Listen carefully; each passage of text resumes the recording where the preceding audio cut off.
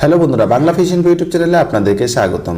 বন্ধুরা, এর আগে আমি একটি ভিডিও তৈরি করেছিলাম যেখানে আমি বলেছিলাম যে এই 5টি কাজ প্রত্যেকটা চাষিকে করে নেওয়া উচিত। প্রত্যেক মাসের যে একটি রুটিন রয়েছে সেটি আমি দিয়েছিলাম।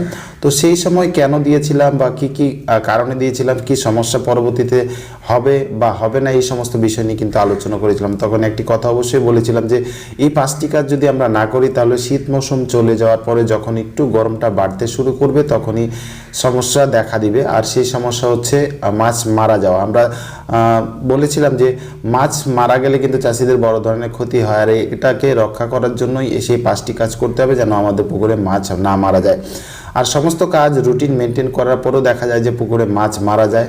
তো আজকের এই ভিডিওতে আমি বলবো, যদি সব কিছু রুটিন মেনে নেওয়ার পরও সমস্যা তৈরি হয় তো সেই সমস্যা থেকে কীভাবে বাঁচবেন, কোন ধরনের মেডিসিন ব্যবহার করে আপনি আপনার পুকুরে মাছকে রক্ষা করে নেবেন, সেই সমস্ত বিষয় নিয়ে আজকে আলোচনা করছি।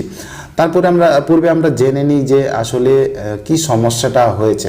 মূলত আমি যে জিনিসটি নিয়ে আলোচনা করেছিলাম সেটি হচ্ছে যে মাসে আমি 5 টাকা যে রেগুলার করি, যাতে করে শীত আসার পর, যখন শীত শেষের পর যখন গরমটা আসবে তখন যেন আমাদের কোনো ধরনের মাছের সমস্যা না হয়। তারপরেও কিন্তু সমস্যা হয়ে গেছে। আপনারা দেখতে পাচ্ছেন এখানে মাছ মারা যাচ্ছে। অনেক সময় এই ধরনের সমস্যা হয়, পুকুরে মাছগুলো মারা যেতে থাকে এবং মাছগুলো পচে যায়, গলে যায়।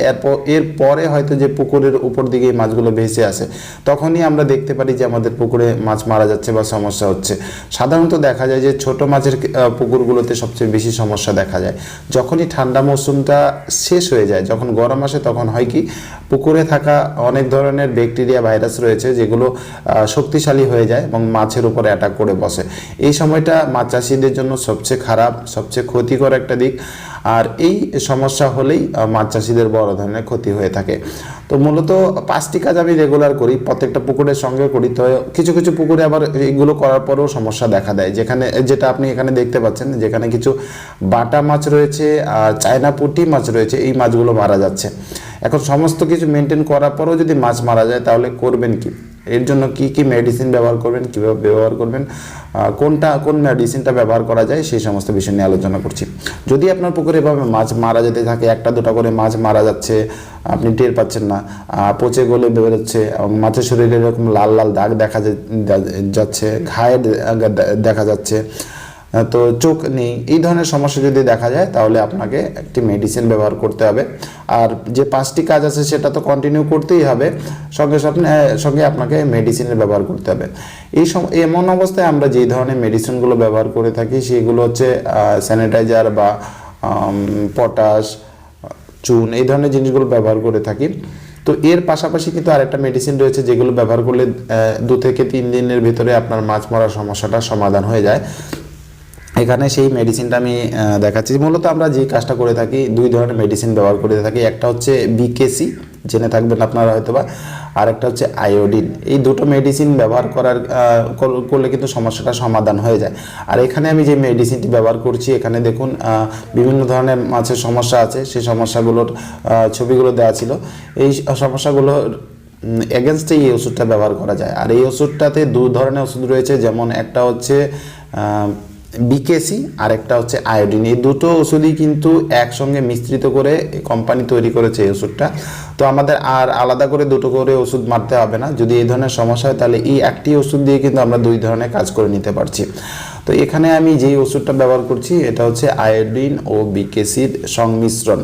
এখন এই ওষুধটার নাম বলার পূর্বে এটার ডোজটা আমরা দেখে নিচ্ছি। আসলে এটা 2 ধরনের ডোজ রয়েছে। আপনি যদি পুকুরে ব্যবহার করতে চান তাহলে যে কাজটা করতে হবে, আপনাকে প্রথমে এক একর পুকুরের জন্য 1 লিটার থেকে 2 লিটার হিসাবে পুকুরে এই ওষুধটা ব্যবহার করতে হবে। এর জন্য আপনি এই ওষুধটা নিয়ে নেবেন পরিমাণ মতো। এছাড়াও এই বোতলটার গায়ে কিন্তু ডোজটা লেখা থাকে। তো ওষুধটা নিয়ে আপনাকে জলের সঙ্গে গুলে এভাবে পুকুরে ছিটাতে হবে চারপাশে। এটা একটু শ্যাম্পু টাইপের মনে হয়, আপনি দেখবেন যখন ছেটাচ্ছেন তখন এটা থেকে বাবল বেরোবে। আর এভাবে আপনি যদি এটাকে পুকুরে চারপাশে প্রয়োগ করে দিন তাহলে 2 থেকে 3 দিনের ভেতরে দেখবেন যে আপনার মাছ মরার সমস্যাটা সমাধান হয়ে গেছে। এটা একটা ভালো ওষুধ ছিল, আমি এটা ব্যবহার করে দেখেছি, এটা রেজাল্ট ভালো ছিল, যার ফলে আমি কিন্তু এই ভিডিওটা তৈরি করছি।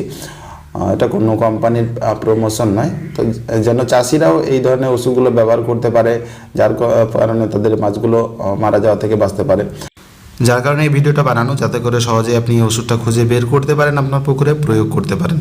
তো এই ওষুধটা নাম হচ্ছে ডোমিনেটর 99 এক্সেল, আর এটা হচ্ছে ব্লু ওয়েট একটা কোম্পানির ওষুধ। বিভিন্ন ধরনের রোগের উপর এটা কাজ করে। এটার ছবিগুলো আপনারা দেখতে পাচ্ছেন, যেমন গিল সমস্যা, তারপরে আপনারা ফাঙ্গাল অ্যাটাক, এছাড়া শরীরে ঘা, তারপরে আরও বিভিন্ন কিছু সমস্যা রয়েছে। এগুলোর ব্যাপারে এখানে লেখা রয়েছে, ডোজটাও এখানে লেখা রয়েছে। একটু পড়ে নিলে আপনারা অনেকগুলো কিছু জানতে পারেন। বিভিন্ন ধরনের ব্যাকটেরিয়া মারার কার্যেও এটা ব্যবহার করা হয়ে থাকে।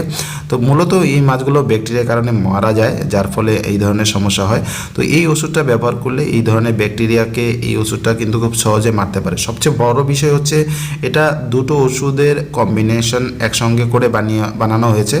মানে যেটা আমরা আগে ব্যবহার করতাম বিকেসি এবং আয়োডিন, দুটো মিশিয়ে কিন্তু আমরা পুকুরে এই ওষুধগুলো প্রয়োগ করতাম। আলাদা আলাদা ওষুধ কিনতে হতো। তো দুটো আলাদা করে এখন আর কেনার প্রয়োজন পড়ছে না, দুটোকে একসঙ্গে মিশ্রিত করে এই ওষুধটা তৈরি আছে। তাহলে এর জন্য এটা আরও ভালো কাজ করবে।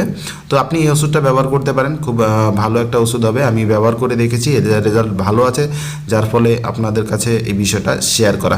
তো যাই হোক বন্ধুরা, আমি সব কিছু শেয়ার করে দিয়েছি, বলে দিয়েছি কী কী সমস্যা হবে, কী কী সমাধান রয়েছে, কীভাবে ওষুধটা ব্যবহার করবেন। আর বাকি অন্য কিছু আপনারা এখানে দেখতে পাচ্ছেন, লেখা হয়ে রয়েছে, একটু পড়ে নিলে কিন্তু হয়ে যাবে। তো যাই হোক বন্ধুরা, এই ছিল তথ্য। আশা করছি তথ্যটি আপনাদের ভালো লেগেছে। ভালো লাগলে লাইক করবেন, চ্যানেলে প্রথমবার এসে থাকলে সাবস্ক্রাইব করতে ভুলবেন না। তো বন্ধুরা, আজকের ভিডিও এতটুকুই। দেখা হচ্ছে পরবর্তী ভিডিওতে নতুন একটা টপিকের সঙ্গে। ততক্ষণের জন্য আমি সুব্রত আপনাদের কাছ থেকে বিদায় নিচ্ছি।